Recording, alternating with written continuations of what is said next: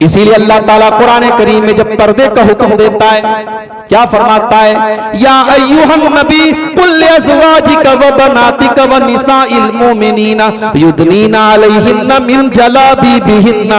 ऐ नबी अपनी बेटियों से कह दीजिए, अपनी बीवियों से कह दीजिए और तमाम मोमिना औरतों से कह दीजिए युदनीना अलैहिन्ना मिन जलाबिबिहिन्ना। जब वो घर से निकला करे तो अपने ऊपर जिल्बाब डाल लें, अपने ऊपर हिजाब डाल लें, अपने ऊपर नकाब डाल लें। ज़ालिका अदना अय्युरफ़ना फला युज़ैन। ये नकाब उनकी पहचान बन जाएगा और दुनिया समझ जाएगी हम इसको छेड़ नहीं सकते, हम इसकी आबरू के ऊपर हमला नहीं कर सकते। तो बच्चों को आप बता रहे हैं सच बोलो, इतना बता देना काफी नहीं है, गुनाह से रोक देना काफी नहीं है, गुनाह का डर पैदा करो अपने बच्चों के अंदर, अल्लाह का डर पैदा करो अपने बच्चों के अंदर। हजरत लुकमान अपने बच्चे से क्या कहते हैं, या बुनैया इन्नहा इन तकु मिस्काल हब्बतिन मिन खरदलिन फतकुन फी सखरतिन औ फिस समावाति औ फिल अर्दि याति बिहल्लाह। ऐ मेरे बच्चे, अगर एक राई के दाने के बराबर भी कोई चीज होगी, आसमानों के अंदर कहीं होगी, जमीन के अंदर कहीं होगी, अल्लाह ताला राई के दाने के बराबर चीज को भी सामने ले आएगा। इन्नल्लाह लतीफुन खबीर। अल्लाह ताला तो बारीक से बारीक इसके ऊपर नजर रखने वाला है। तो मेरे भाइयों, अपनी बच्चियों की तरबियत पर तवज्जो। और एक बात बोलता हूं मैं, औलाद को मोहब्बत दो मेरे भाई, बेटों को भी मोहब्बत दो, बेटियों को भी मोहब्बत दो। आज ये गैरों के साथ फरार होने वाली लड़कियां इसलिए भी फरार हो रही हैं क्योंकि उनके घर से उनको मोहब्बत नहीं मिली। कभी बाप ने मोहब्बत से बात नहीं की, कभी मां ने मोहब्बत से बात नहीं की, कभी भाई ने उसकी किसी खूबी की तारीफ नहीं की, कभी बहन ने उसकी किसी खूबी की तारीफ नहीं की। अपनी बच्चियों को, अपनी बेटियों को मोहब्बत से पालो, उनकी खूबियों पर उनकी तारीफ करो। अगर आपने ये चीज नहीं की तो वो जो प्लानिंग करके बैठा है, मोहब्बत और प्यार का जाल बना करके बैठा है, वो अपनी चिकनी चुपड़ी बातों और अपने तारीफी जुमलों से बड़ी आसानी से उस लड़की को अपने जाल में फंसा लेगा, जिस लड़की को उसके घर में कभी किसी खूबी पर तारीफी जुमला सुनने को नहीं मिला, कभी मोहब्बत नहीं। अभी आपने सुना अल्लाह के नबी अपनी बेटियों से बहुत प्यार करते हैं। बेटियों से प्यार करना नबी की निशानी है, नबी की सुन्नत है।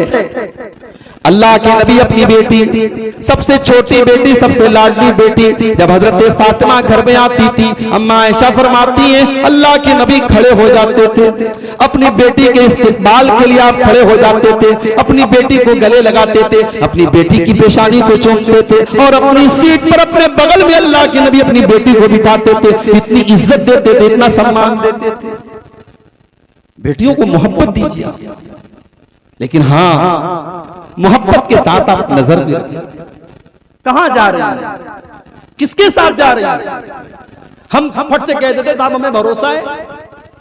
ये जो हजारों की तादाद में मुसलमान लड़कियां आज मुर्तद हुई हैं, गैरों के साथ फरार हुई हैं, इनके माँ बाप को भी इनके ऊपर अंधा भरोसा था।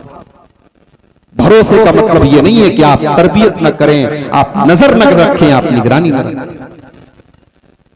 मेरे प्यारे साथियों, अपनी बच्चियों की वैसे तरबियत करो जैसे हजरत ज़करिया ने हजरत मरियम की थी। हजरत ज़करिया अलैहिस्सलाम अल्लाह के पैगंबर थे, अल्लाह के नबी थे, मस्जिद में रहा करते थे, मेहराब में रहा करते थे। वहीं पर हजरत मरियम उनकी परवरिश में रहा करती थी। हजरत ज़करिया जब बाहर से आते थे तो देखते थे कि मरियम के पास बगैर मौसम का फल रखा हुआ है। कुरान करीम बयान करता है, कुल्लमा दखला अलैहा ज़करियल मिहराब वजद इंदहा रिज़्क़ा क़ाला या मरियम अन्ना लकी हाज़ा। हजरत ज़करिया सवाल करते थे, ऐ मरियम तेरे पास ये फल कहां से आया? ऐ मरियम तेरे पास बेमौसम का फल कहां से आया? क़ालत हुवा मिन इंदिल्लाह इन्नल्लाह यर्ज़ुक़ु मन यशाउ बिग़ैरि हिसाब। मरियम कहती थी, ऐ खालू जान, ऐ ज़करिया अलैहिस्सलाम, ये फल अल्लाह ताला की तरफ से आया है, अल्लाह जिसको चाहता है बगैर हिसाब के रिज़्क़ देता है। आपने बेटी को 10,000 का मोबाइल दिया, उसके पास आईफोन कैसे आ गया? 500 का पर्स आपने दिलाया, 2000 का पर्स कहां से आ गया? कॉलेज की छुट्टी 4 बजे हुई, वो 7 बजे घर क्यों आ रही है? ये आपका फर्ज है मेरे भाई पूछना, ये नजर रखना आपका काम है। आप भरोसे के नाम पर ये आजादी न दें। और आज सोशल मीडिया का दौर है। जिस घर से लड़की पर्दे में निकलती है, जिस घर में मजाल नहीं है कोई गैर महरम मर्द दाखिल हो जाए, आज उस घर में भी जिना की आहट पहुंच चुकी है और उस घर में भी जिना की दस्तक पहुंच चुकी है सोशल मीडिया के जरिए। इंस्टाग्राम पर आपकी बेटी की आईडी है, फेसबुक पर आपकी बेटी की आईडी है, और कोई आता है शैतान जिसके दिल में बैठा हुआ है, आपकी बेटी के इनबॉक्स में आता है और कहता है मेरा नाम फला है, मैं इस्लाम के बारे में जानना चाहता हूं।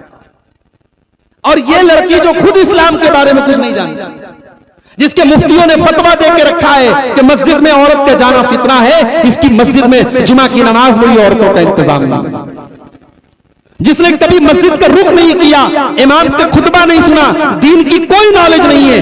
फेसबुक पर किसी गैर मुस्लिम ने जब पूछा कि मैं इस्लाम के बारे में जानना चाहता हूं, तो ये बेचारी फट से इस्लाम की बहुत बड़ी मुबल्लिगा बन गई और बहुत बड़ी तबलीग करने लगी। खबरदार, कोई भी अगर आपके इनबॉक्स में आकर के आपसे इस्लाम के बारे में पूछता है, किसी आलिम का नंबर दे दो, अपने घर के किसी जेंट्स का नंबर दे दो, आप इनसे बात कीजिए, मैं नहीं जानती इस्लाम के। वहां से बात शुरू होती है। पहले वो इस्लाम के बारे में इंट्रोडक्शन लेता है, फिर धीरे धीरे तारीफ करना, माशाअल्लाह आपकी आवाज बड़ी अच्छी है, कि आपका व्हाट्सएप नंबर मिल सकता है, मोबाइल नंबर मिल सकता है। फिर वहां से चैटिंग शुरू होती है, फिर बातचीत होने लगती है। और जाहिर है शैतान इस तरीके के मामलात में बहुत एक्टिव होता है। जब अल्लाह के नबी ने फरमाया कि एक मर्द और एक औरत जब अकेले में होते हैं तो तीसरा शैतान होता है, तो भाई मैसेंजर पर भी तीसरा शैतान होता है, इंस्टाग्राम पर भी तीसरा शैतान होता है, व्हाट्सएप पर भी तीसरा शैतान होता है। तो एक गैर महरम मर्द से इंस्टाग्राम पे, व्हाट्सएप पर और फेसबुक पे तो ये चैटिंग होती है ना, यहां से बात शुरू होती है। याद रखो मेरी बहनों, फेसबुक पर अपने आप को आपका मुसलमान भाई कहने वाला भी आपका हकीकी भाई नहीं, उसको भाई की तरह ट्रीट मत करो। अरे इस्लाम तो इतना सख्त है इस मामले में, आपकी खाला का बेटा, आपके मामू का बेटा, आपके चाचा का बेटा, जिसको आप कजिन ब्रदर कहती हैं, इस्लाम की नजर में कोई कजिन ब्रदर नहीं है। खाला का लड़का, मामू का लड़का, चाचा का लड़का, फूफी का लड़का, ये आपके भाई नहीं है। उनको मुहावरे में आप भाई बोलते, अलग बात है, शरीयत की टर्म में वो भाई नहीं है। लड़की जवान हो जाए, खाला के लड़कों से पर्दा करेगी, मामू के लड़के से पर्दा करेगी, फूफी के लड़कों से पर्दा करेगी, चाचा के लड़कों से पर्दा करेगी। ये तालीम दो अपने बच्चियों को कि तुझे इस फर्क को समझना है, ये माओ की जिम्मेदारी है। बच्चियां जैसे जैसे बड़ी होने लगे उनको सिखाया जाए कौन महरम है, कौन गैर महरम है। भाई अल्लाह ताला ने कुरान में खोल करके बयान कर दिया कौन महरम है, कौन गैर महरम है। इस्लाम ने इस मामले को हल्के में नहीं लिया है। अल्लाह ने कुरान में बड़ी मोटी मोटी बातें बताई हैं, लेकिन जब पर्दे की बात आई तो अल्लाह ने औरत के दुपट्टा रखने का तरीका भी कुरान में बताया।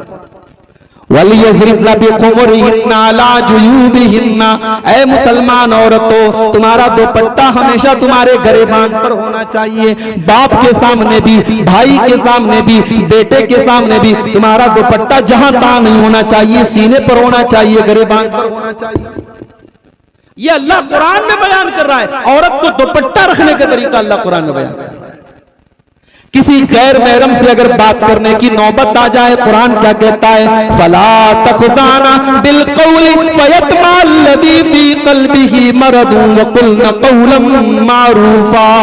ऐ नबी की बीवियों, ऐ नबी की घरवालियों, किसी गैर महरम से अगर बात करने की जरूरत पड़ जाए, खबरदार खबरदार, तुम्हारी आवाज में लचक नहीं होनी चाहिए, तुम्हारी आवाज में मिठास नहीं होनी चाहिए, तुम्हारे अंदाज में अपील नहीं होनी चाहिए। सामने वाले के दिल में क्या है तुम नहीं जानती। तुम मीठे अंदाज में अगर बात करोगी, सामने वाला कुछ गलत सोच सकता है, बात को आगे बढ़ा सकता है। इसलिए ऐसे टाइट अंदाज में बात करो कि सामने वाले के अंदर अगर उम्मीदों का पौधा निकल भी रहा है तो खत्म हो जाए।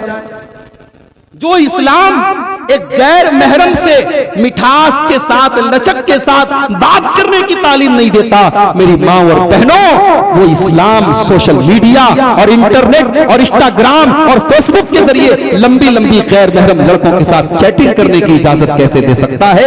यहीं से ज़िना की शुरुआत होती है। अपनी बच्चियों पर आप इस मामले में भी नजर, आप यकीन नहीं करेंगे, मैं भी इसी समाज में रहता हूं, बड़े करीब से मुशाहदा करने का मौका मिला। बाज ऐसे घरों की लड़कियों को मैंने देखा, माशाअल्लाह दीनदार घराना है, लड़की हमेशा नकाब में निकलती है और बड़ी सख्ती है लड़कियों के मामले में। उन घरों की 12-12 साल की लड़कियां, 13-13 साल की लड़कियां जो अभी यानी जवानी की सरहदों पर पहुंची हैं, अभी स्कूलों में क्लास 6 में, क्लास 7 में पढ़ रही हैं, वो लड़कियां भी, उनके भी इंस्टाग्राम पर उनके बॉयफ्रेंड्स हैं, उनसे चैटिंग होती है, उनसे मुलाकातें तक करने वो लड़कियां अपने घरों से जाती हैं, अपने माँ बाप को धोखा दे करके, झूठ बोल करके उनसे मुलाकातें करती हैं। ये हालात है, ये ग्राउंड लेवल के हालात है, ये जमीनी हालात है।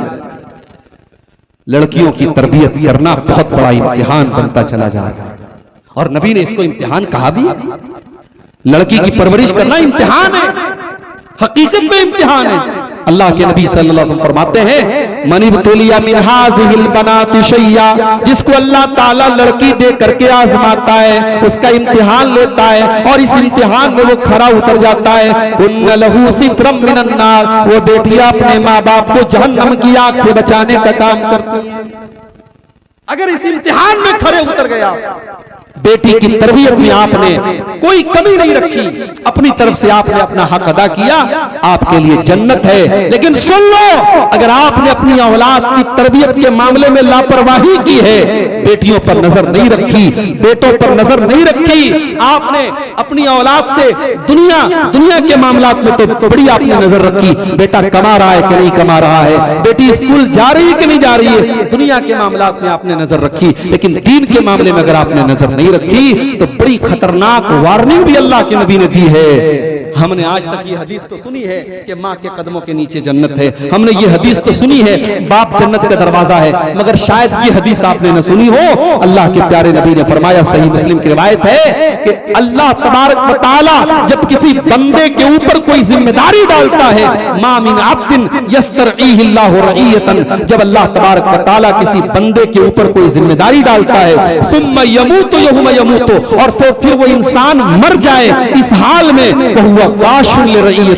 कि वो अपनी जिम्मेदारी को सही तरीके से नहीं निभा रहा था, उसने बाप होने का हक अदा नहीं किया, उसने माँ होने का हक अदा नहीं किया, इल्ला हर्रमल्लाहु अलैहिल जन्नह, ऐसे इंसान के लिए जन्नत हराम हो जाती है। मेरी माँ और बहनों, अगर आपने अपनी औलाद की तरबियत का हक अदा नहीं किया तो जन्नत हराम भी हो सकती है आपके लिए। ये बहुत खतरनाक वार्निंग है। ये हदीस हमें और आपको औलाद के मामले में बहुत अलर्ट रहने की तालीम देती है। बच्चियां जवान हो जाएं, बिला जरूरत घर से निकलना उनके लिए मुनासिब नहीं। लड़कियों को जॉब करना धीरे धीरे फैशन बनता चला जा रहा है। लड़की ने पढ़ लिया, अब पढ़ाने जा रही है। कहां पढ़ा रही? स्कूल में। जहां जिस स्कूल में वो पढ़ा रही है वहां 5 लेडीज हैं, 10 जेंट्स हैं। जेंट्स के साथ उठना बैठना और इंटरेक्शन हो रहा है। अब नबी की वो हदीस फिर यहां फिट कर दो, एक मर्द और एक औरत अगर तन्हाई में है, चाहे वो मर्द अपने दौर का सबसे बड़ा अल्लामा हो और वो औरत अपने दौर की सबसे बड़ी मुत्तकी औरत हो, अगर एक मर्द और एक औरत तन्हाई में मिलेंगे तो तीसरा शैतान होगा। आज स्कूलों में, कॉलेज कैंपस में और वर्किंग प्लेस में जहां लड़कियां काम करने जाती हैं और वहां मर्द भी काम करते हैं, वहां ये हालात पैदा होते हैं और बहुत सारे फितने जन्म लेते हैं। इसलिए लड़कियों का जॉब करना पर्दे में रह करके जायज है। अगर ऐसी जगह जॉब है जहां मर्दों के साथ उनका मामला नहीं हो रहा है और घर से पर्दे में निकलती है, वहां कोई बेपर्दगी नहीं हो रही, जायज है, मगर ये बेहतर नहीं है। ये मजबूरी में आप, जहां मान लो कोई औरत बेवा हो गई, उसके घर में कोई कमाने वाला नहीं, अब वो काम करे, लेकिन नॉर्मल हालात में औरत से जॉब कराई जाए, ये मुनासिब है। कमा के लाना आपकी जिम्मेदारी है। कितने घरों में जहां लड़कियां काम कर रही हैं, जॉब कर रही हैं, लड़कियों की उम्र निकल रही है, बाप शादी नहीं कर रहा है क्योंकि बाप बेटी की इनकम खा रहा है। बास घरों में मैंने देखा लड़की कॉलेज में जा रही, यूनिवर्सिटी में पीएचडी कर रही है, 25-30 हजार रुपया स्कॉलरशिप मिल रही है। लड़की की उम्र 24 साल हो गई, 28 साल हो गई, 30 साल हो गई, स्कॉलरशिप मिल रही है, 25-30 हजार महीने का मिल रहा है। बाप शादी नहीं कर रहा है, शादी हो जाएगी तो ये पैसा मेरा खत्म हो जाएगा, तो जब तक पैसा मिल रहा है तब तक शादी नहीं कर रहा है। ये बेगैरती है मेरे भाई, ये दयूसियत है, और हम इस दयूसियत को अपने घर में फर्क कमा के लाना बाप की जिम्मेदारी है, भाई की जिम्मेदारी है, शौहर की जिम्मेदारी है। ये लड़कियों का काम नहीं है बिला जरूरत वो घर से बाहर ना निकले। वक़र्न फी बुयूतिकुन्ना, ऐ मुसलमान औरतों तुम इज्जत के साथ, तुम वकार के साथ अपने घर में रहा करो। आपके मऊ के बहुत बड़े शायर थे फज़ा इब्न फैजी, उनकी एक नज़्म है खातून इस्लाम के नाम से, उसमें उन्होंने एक बड़ा अच्छा शेर कहा कि तू चरागे खाना थी अब रौनक़े महफिल हुई, तू चरागे खाना थी अब रौनक़े महफिल हुई, दे के गौहर कर लिए तूने खज़फ रेज़े कबूल, तूने कीमती पत्थर को देकर के कंकर ले लिए। इस्लाम ने तुझे घर की जीनत बनाया था, तुझे बेहतरीन माँ का रोल दिया था, तुझे बेहतरीन बीवी का रोल दिया था, तुझे इज्जतदार बेटी का रोल दिया था, और तूने क्या किया? तू मर्दों की हवस का निशाना बनने के लिए कभी हवाई जहाज में एयर होस्टेस बन गई, कभी किसी रेस्टोरेंट में रिसेप्शन पर बैठ गई, किसी मॉल में मर्दों को सामान बेचने लगी। तेरी खूबसूरती को मर्दों की हवस मिटाने का जरिया बना दिया गया, तूने कीमती गौहर देकर के पत्थर कबूल कर लिए। ऐ औरत तूने कितना घाटे का सामना किया। तो बिला जरूरत औरतें घर से बाहर, जॉब वगैरह कराना मुनासिब। इसी तरीके से आज इर्तिदाद के जो ये केस बढ़ रहे हैं मेरे भाइयों, उसमें एक बहुत बड़ा रोल इस बात का कि हमारी लड़कियों और औरतों के अंदर दीन की मालूमात ना के बराबर है। आप ये देखिए, आपकी लड़की स्कूल में पढ़ रही है, वहां उर्दू के नाम पर 2-4 किताबें, अगर अच्छा स्कूल है, इंग्लिश मीडियम स्कूल है, उर्दू के नाम पर 2-4 किताबें पढ़ती है, वो दीन नहीं पढ़ती। स्कूलिंग पूरे सिस्टम में उसने इंटर कर लिया, उसने बीए कर लिया, उसने एमएससी कर लिया, बीएससी कर लिया, उसने मेडिकल का एंट्रेंस पास कर लिया, सब कुछ पढ़ लिया, उसने दीन नहीं पढ़ा। दीन कौन बताएगा मेरे भाई? कब्र में नहीं पूछा जाएगा तुमने नीट का एग्जाम पास किया कि नहीं पास किया। कब्र में नहीं पूछा जाएगा तुमने 12th में साइंस का एग्जाम दिया था कि नहीं दिया था। कब्र में 3 सवाल पूछे जाएंगे, मन रब्बो का, मन नबियों का, मा दीनों का। तेरा रब कौन, तेरे नबी कौन, तेरा दीन क्या? और इन तीनों सवालों का जवाब कुरान और हदीस में मिलेगा। इसलिए मैं अक्सर कहता हूं, अभी हमारे बाबू सालार के इलाके से भी लोग आए हैं, वहां औरतों के लिए मुसल्ला कायम हो रहा है। आजमगढ़ के इस खित्ते में बहुत सारी अहले हदीसों की बस्तियों में जुमा की नमाज में औरतों का इंतजाम नहीं। ये बहुत बड़ी कमी है, ये बहुत बड़ी कमी है। और अगर अब भी हम नहीं जागे तो हमसे बड़ा बदनसीब कोई नहीं है। हर मस्जिद में जहां जुमा का खुतबा हो रहा है, औरतों का इंतजाम होना चाहिए। और अल्लाह ने नवाजा है, ये मत कहिए आप, अल्लाह ने बहुत नवाजा है। अगर इलाके के लोग तज लें, अगर इलाके के लोग इरादा कर लें, बाहर के किसी चंदे की भी जरूरत नहीं पड़ेगी, इलाके के लोग काफी हो जाएंगे। हर मस्जिद में औरतों का मुसल्ला होना चाहिए, उनका इंतजाम होना चाहिए। और सिर्फ इंतजाम ना हो, आप अपने घर की औरतों को भेजिए जुमा के खुतबे में। सिर्फ 60 साल वाली बूढ़ी सास ना जाए, 25 साल वाली बहू भी आए, 20 साल वाली बेटी भी आए। उस दिन जुमा के दिन खाना थोड़ा लेट बन जाए चलेगा, थोड़ा जल्दी पक जाए चलेगा, लेकिन बहू भी जाए, सास भी जाए। ये 52 जुमे होते हैं साल में, ये 52 आधा घंटे के जो जुमे की जो खुतबे होंगे ना, ये आपके घर की लड़कियों को दीन सिखाएंगे। और एक चीज और करने की है कि हर मस्जिद में आप अच्छे मौलवी साहब को, हाफिज साहब को तनख्वाह पर आप मकतब कायम कीजिए। वहां आपकी वो बच्चियां और बच्चे जो स्कूल में पढ़ रहे हैं, उनके लिए कुछ ऐसा निसाब हो मस्जिद के मकतब में कि साल 2 साल में वो लड़की और वो बच्चियां वो कुरान भी पढ़ लें, नमाज का तरीका भी सीख लें, दीन की मोटी मोटी बातें भी सीख लें, उसके बाद वो स्कूल की तालीम हासिल करते रहे। वहां उनकी जड़ में, उनकी बुनियाद में आपने जो अकीदा डाल दिया, जो दीन डाल दिया, इंशाअल्लाह वो कहीं भी चले जाएं, वो भटकेंगे नहीं। उनकी बुनियाद मजबूत रहेगी। इस पर भी हमें काम करना है। अपनी बच्चियों को दीन सिखाओ। कुरान की उस आयत को याद करो।